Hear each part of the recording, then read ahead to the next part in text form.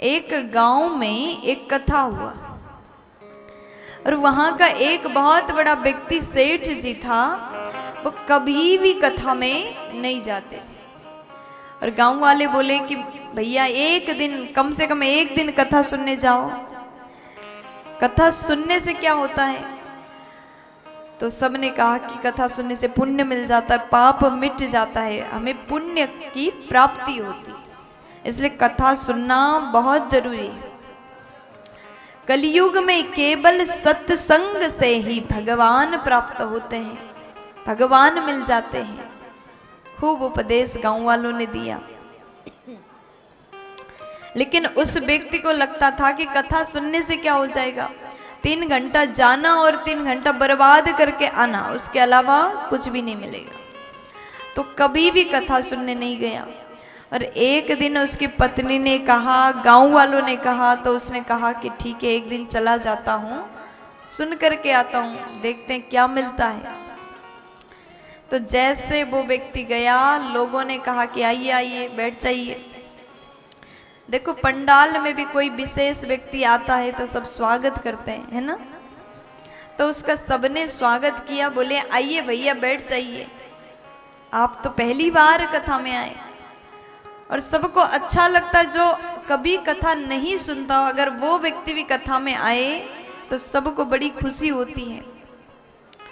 तो बड़े स्वागत से, बड़े प्रेम से कहा भैया बैठ जाइए। अब वो बैठ गया। जैसे कथावाचक ने कथा शुरू किया, मंगलाचरण करते ही वो सो गया। मंगलाचरण करते ही वो व्यक्ति सो गया। अब थोड़ी देर बाद, जैसे अब 3 घंटे हो गई, 3 घंटे बाद सब वहां से उठ के जाने लगे आरती के पश्चात। पहले स्वागत किया, आइए बैठिए। 3 घंटे बाद सब गए तो जिसका आसन था उसने कहा भैया अब चले जाइए। अब जैसे वो घर में गया तो पत्नी ने पूछी, पतिदेव आज कथा में आपने क्या श्रवण किया, वो भी सुनाइए मुझे। आप कभी कथा में नहीं जाते थे, लेकिन आज पहली बार आप कथा में गए, मैं जानना चाहती हूँ आपने कथा में क्या श्रवण किया। तब उसके बाद में वो कहता है हमने कथा में 3 शब्द सुन लिया। बोले कौन से 3 शब्द? पति ने कहा आइए बैठिए और जाइए, ये 3 शब्द कथा में मैंने सुन लिया। अब पत्नी बोली अच्छा, कितना मूर्ख है, जीवन में पहली बार कथा में गया और ये ऐसे 3 शब्द सुन के आया। अब पत्नी ने कहा हो सकता है यही 3 शब्द इसका कल्याण कर दे। तो पत्नी बोली स्वामी ऐसा है, ये 3 शब्द कोई साधारण शब्द नहीं, ये 3 शब्द जो है भगवान का नाम है, महामंत्र है, इसलिए आप रोज इस 3 शब्द का जप किया करो। पति बोला ठीक है। अब माला झोली लेता है, आइए बैठिए जाइए, आइए बैठिए जाइए, सुबह शाम हर समय ये 3 शब्द उच्चारण करता है, बार बार बोलता है। और एक दिन की बात है, वो कथा सुन के आया था, उसी दिन सो के आया था पंडाल में दिन भर, घर आके आइए बैठिए जाइए, आइए बैठिए जाइए। तो वो रात में जैसे सोने गया तो उसे नींद नहीं आई। उसने सोचा अब क्या करे, नींद तो आ ही नहीं रही, इससे अच्छा तो मंत्र जाप कर लेता हूं। तो आंख बंद करके आइए बैठिए जाइए, आइए बैठिए जाइए, बार बार यही 3 शब्द को रिपीट करने लगा। अब रात के जैसे 12-1 बज गए, उसके घर में चोर आ जाते हैं, चोरी करने के लिए चोर आए। जैसे चोर अंदर घुसे तो ये बोला कि आइए, चोर आ भी गए।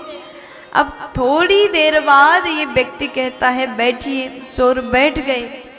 थोड़ी देर बाद कहता अब जाइए। अब चोरों ने सोचा कि हम चोरी करने आए, लेकिन ये तो बड़े साधु व्यक्ति हैं, हम जैसे चोरों का भी इतना सुंदर स्वागत किया, नहीं तो चोर को कौन स्वागत करता, कौन सम्मान देता है।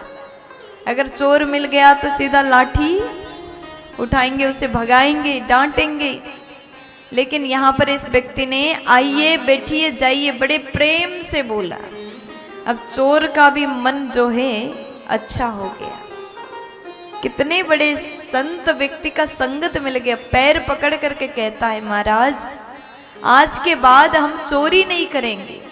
आप जैसे महापुरुष से मिलकर के हमारा जीवन सुधर गया। हम तो यहाँ चोरी करने के उद्देश्य से आए थे, लेकिन आपने बहुत सम्मान दिया, बहुत प्रेम दिया, इसलिए आज के बाद हम चोरी नहीं करेंगे। वो चले गए। अब उनके जाने के बाद ये व्यक्ति सोचता है, मैंने ऐसा क्या कर दिया जो चोर भी चोरी करना छोड़ दिए और चले गए माफी मांग के। अब पत्नी से कहता है, आज ऐसा ऐसा हुआ, मैंने बस वही 3 मंत्र का उपयोग किया था, हमारे घर में चोरी होने से बच गया। पत्नी बोली, स्वामी आपने कथा से जो 3 शब्द सुन के आए थे ना, वो कोई मंत्र नहीं, वो केवल आपने ऐसे ही सुन के आए, कथा के पंडाल के अंदर से सुन के आए थे। वो मंत्र तो नहीं था, लेकिन उस शब्द पर आपका निष्ठा था, आपकी विश्वास था, इसलिए आज हमारे घर में चोरी होने से बच गया। अब सोचिए, आप रोज सत्संग में जाने लगोगे, भक्ति करोगे, भजन करोगे, तो जीवन में और क्या क्या बदलाव होंगे। आपका जीवन धन्य हो जाएगा, सुधर जाएगा।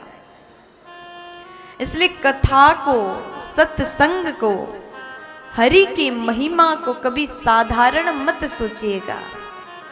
कथा पंडाल में आप जाएंगे तो कुछ न कुछ जीवन में सीखने के लिए अच्छी बातें अवश्य मिल जाएगा। भले आप 1 मिनट बैठ जाएं, भले आप थोड़ी देर भी हरि के शरण में जाएं, सत्संग में जाएं, तो वहां आपको जीवन बदल देने वाली सूत्र मिल जाएगा। प्यार से बोल दीजिए ना। इसलिए जितना हो सके सतपुरुष का संगत, सत्संग जीवन में करते रहना चाहिए।